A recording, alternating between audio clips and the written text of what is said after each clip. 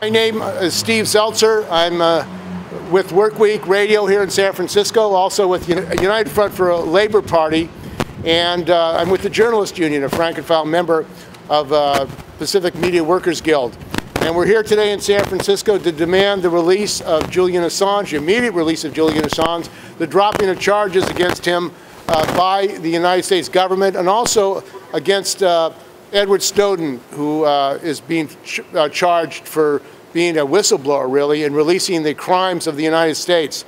And today we understand in London, a judge ruled that that Julian Assange could face, might commit suicide if he was sent to the United States. And that's the reason she did not support his extradition.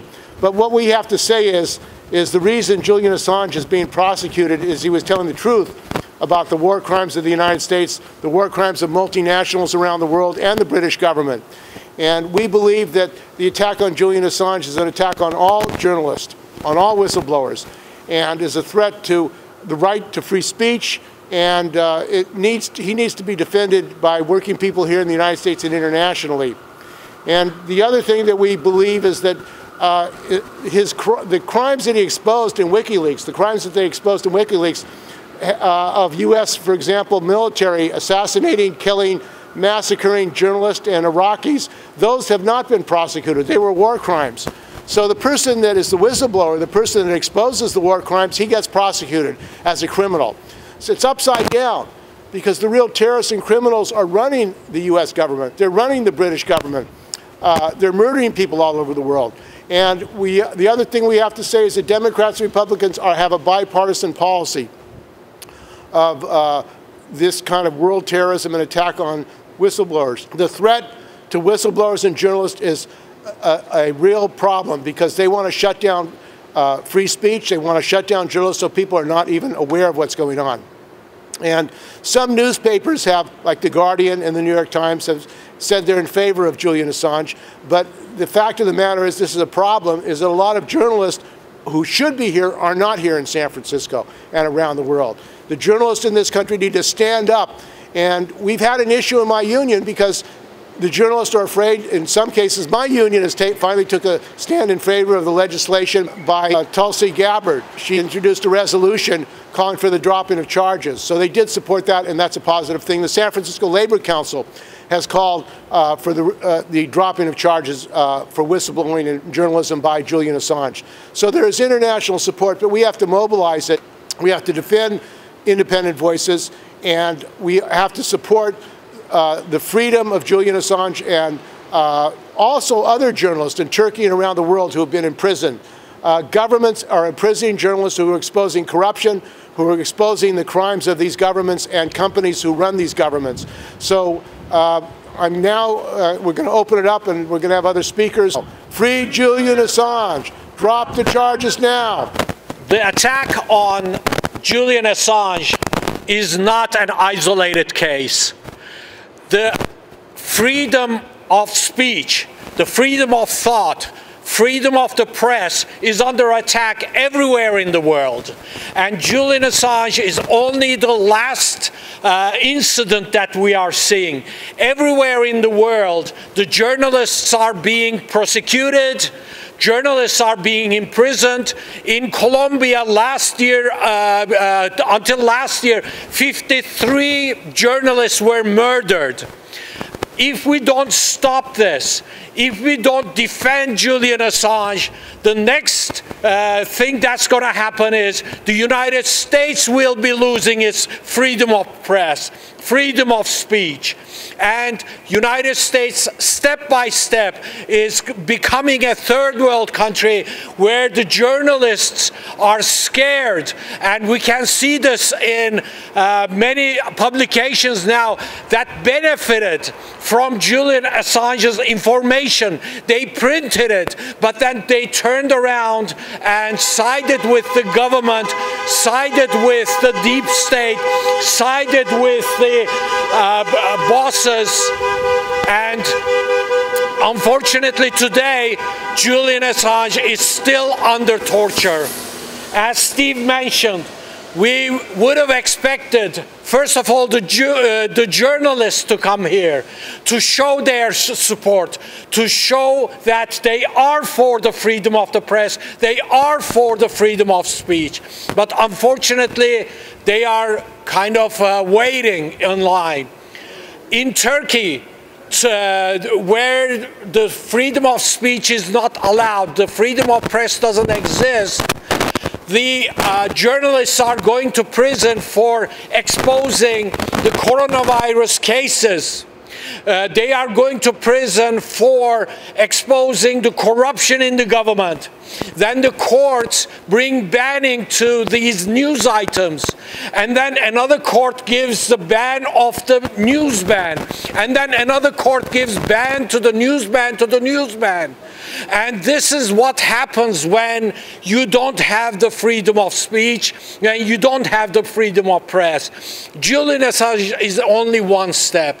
Once they get him, they will be attacking more. They will be attacking all the freedoms that we still are able to enjoy, the freedom to organize, the freedom to have unions, the freedom to write about corruption. If Julian Assange goes, these all will be on the chopping block. Thank you. I'm speaking today on behalf of the Answer Act Now to Stop War and End Racism Coalition. And you know, I am old enough to remember, as some of the other people here, that the Vietnam War and the way the Vietnam War was covered in the media. And the way it was covered in the media added greatly to the opposition to the war. They were out there, the reporters were out there on the battlefield. They were out there and witnessed the massacres that took place.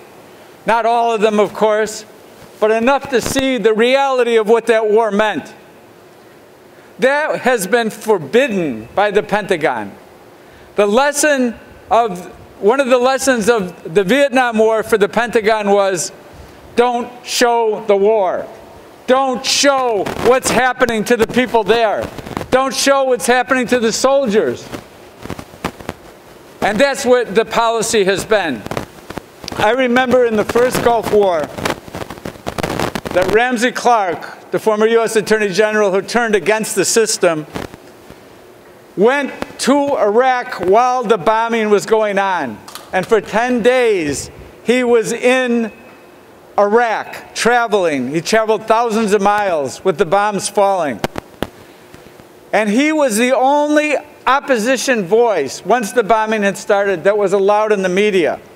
And he was on CNN, and he was talking one night from the Rashid Hotel in Baghdad, and he was saying what he was seeing around the country, the destruction of the infrastructure, the casualties that were happening. And in the middle of him speaking, and I've never seen this at any other time in any other media, a voice came on and said, well, that's one man's opinion, and that was the end of the interview, and that was the end of any coverage. And when he came back with a professional filmmaker, and they put together, and the filmmaker had been paid for by NBC, and when he came back and he was putting together the clip for the news that night, they called him and said, we're not going to do it. And then ABC said the same, and then CNN said the same. And it's been like that ever since. It's only because of people like Julian Assange and Chelsea Manning and other courageous individuals who have spoken out, but those two in particular, that the people of the United States saw any of the reality of these horrific wars going on in Iraq and Afghanistan. And that's why he's been prosecuted and persecuted and continues to be. And that's why we have to stand with him and demand that Julian Assange be free, and that we say, exposing war crimes is no crime at all. Exposing war crimes is the most courageous thing that anyone can do. Free Julian Assange. One of the things about WikiLeaks we need to recognize is it not only exposed the crimes of the United States government, the British government, and but also exposed multinationals. And one particular case that's very important right now is the situation in Namibia, because there was WikiLeaks released documentation, checks and others, that the Icelandic fishing company had actually bought off the Minister of Justice, the Minister of Fisheries in Namibia to give the licenses to fishing in Namibia to their company. And the net result was that the fishermen of Namibia all lost their jobs. There was mass unemployment in Namibia as a result of that. So Al Jazeera did a documentary called Fish Rot. Fish Rot. Fish Rot is all about the corruption that was exposed by WikiLeaks. And this is many examples of how WikiLeaks have really exposed the privatization, the corruption, and the relationship between the governments of different countries and the capitalists, the billionaires. And that's another reason the capitalists want Julian Assange dead and they want Snowden dead, because they don't want these crimes to be exposed. They don't want people to know what they're doing on an international level. And we say Julian Assange, Edward Snowden have to be defended. They actually have stood up for the people of the world, not just themselves. They put their life in danger. They put their life in danger by standing up and telling the truth about wars around multinationals, the crimes of multinationals. So our next speaker is going to be Gloria LaRiiva, and she's an officer of the Pacific Media Workers Guild, which has taken a position in favor of the dropping of charges. Thank you very much. Thank you for everybody for being here.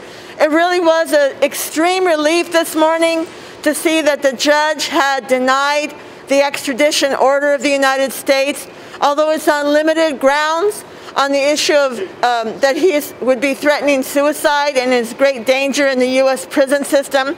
An indictment of the U.S. prison system itself, still it is a big victory and gives us more to fight with on his right to reveal the truth to the world.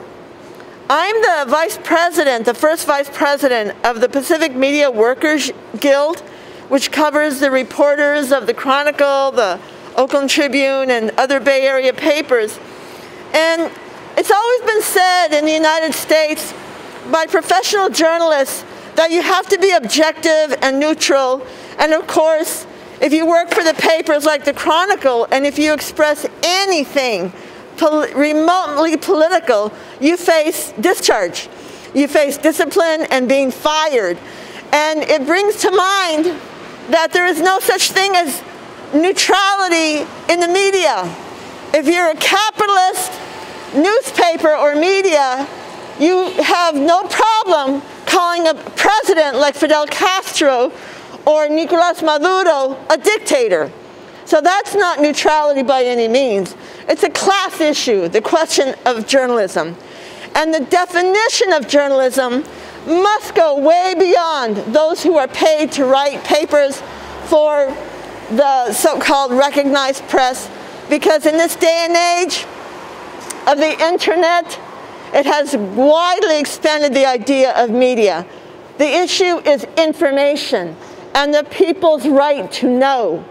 The people's right to know when, as Richard Becker said, what used to be more acceptable of covering war, the Vietnam War.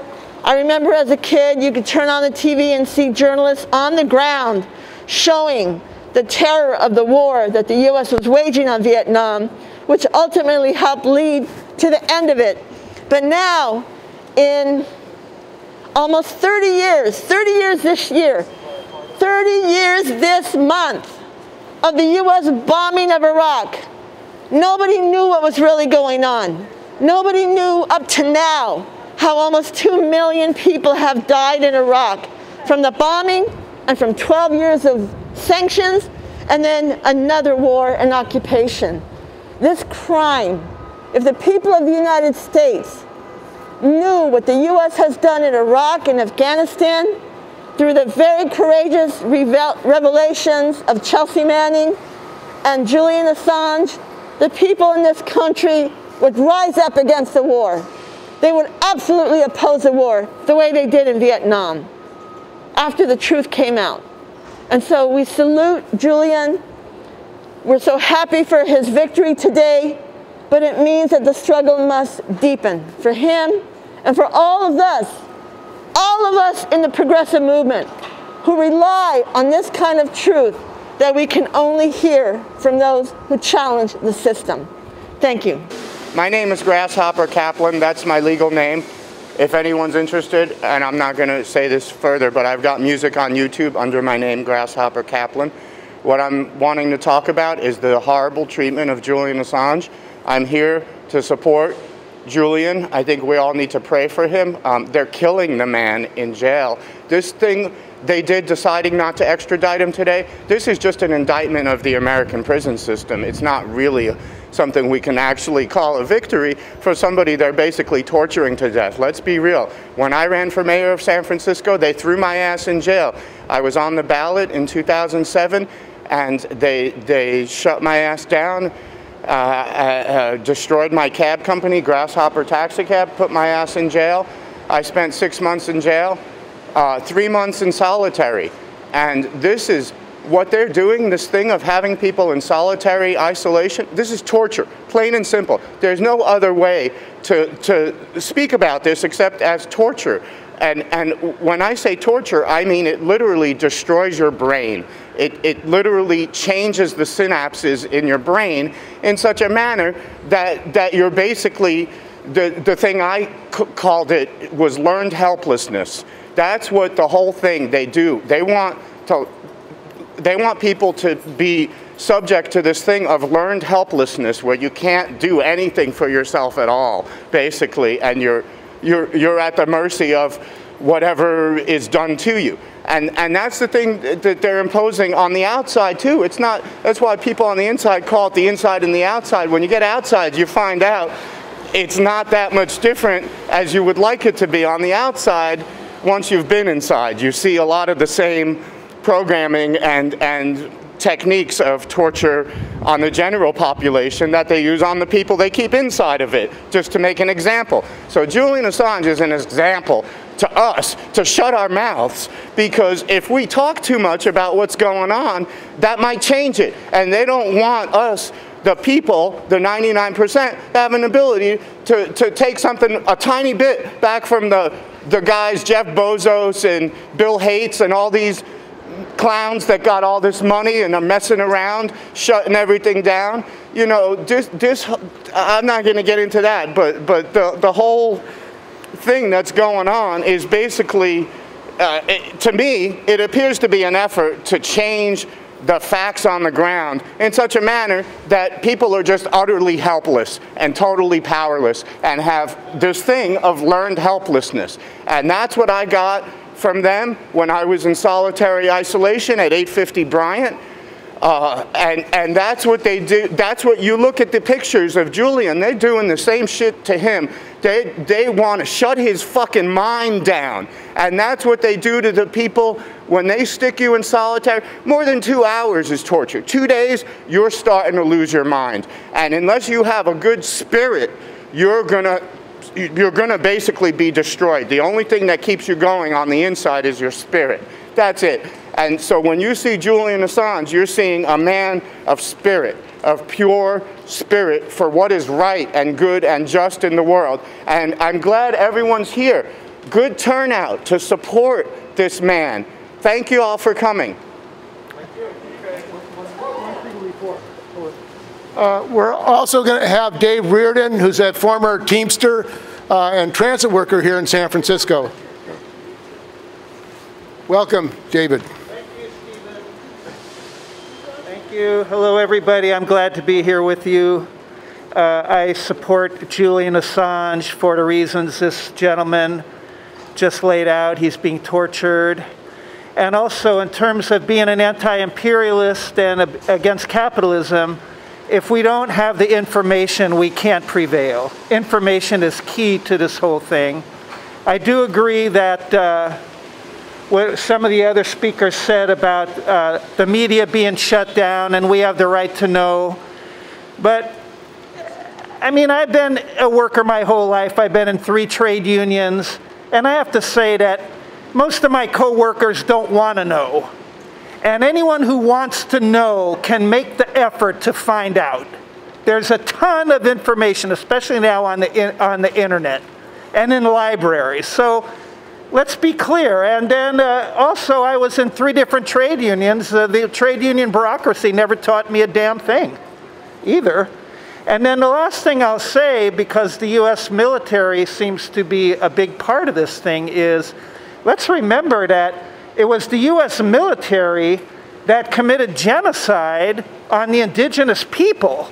That was, if you want to go back to atrocious wars, and it was a dialectical thing because the working class at that time went along with it because we were offered free land. If I was back then, I would take my daughter out and give her a rifle and say, look, you see that Indian over there? If he comes any closer, blow his head off. That's how this country was founded.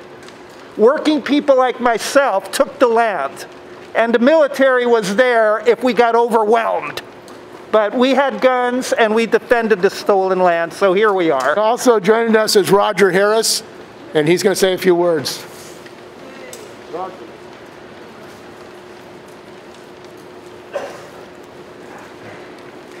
Hello, I'm from the Task Force on the Americas, and I'm very pleased to be out here. I'm very pleased to see all the others out here. This is a great day because Julian Assange may be walking free by next Wednesday. We certainly hope so. So why are we here? Why am I here? I'm with a group called the Task Force on the Americas. We're a 35-year-old human rights group that is working in solidarity with the social movements in Latin America and the Caribbean. What does that have to do with somebody who's a continent and an ocean away in the British prison? Well, we learned early on in our 35-year history that to be a consistent humanitarian, to be a consistent advocate for human rights, we had to oppose the biggest enemy of human rights, and that is our own government.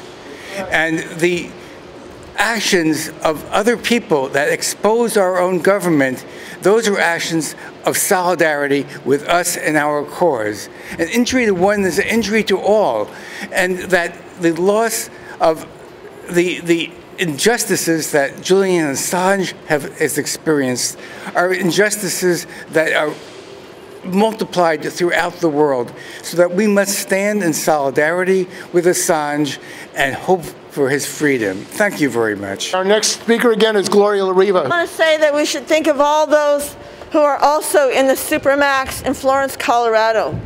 It is a torture chamber of the worst kind. The lights are always on. You never touch another human being. You don't get reading material. You have no access to the outside world.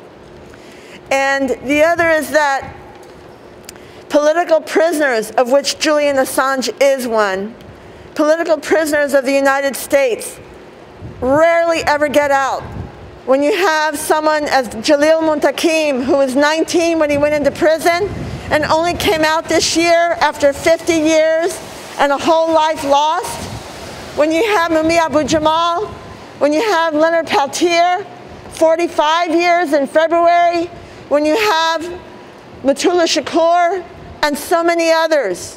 When you have Julian Assange with Chelsea Manning with a 35-year sentence that was incredibly commuted, then you know that these sentences are intended to silence people. The US government, that's their purpose of silencing. And I want to talk about media criminality and another reason why we need independent media, including WikiLeaks and others.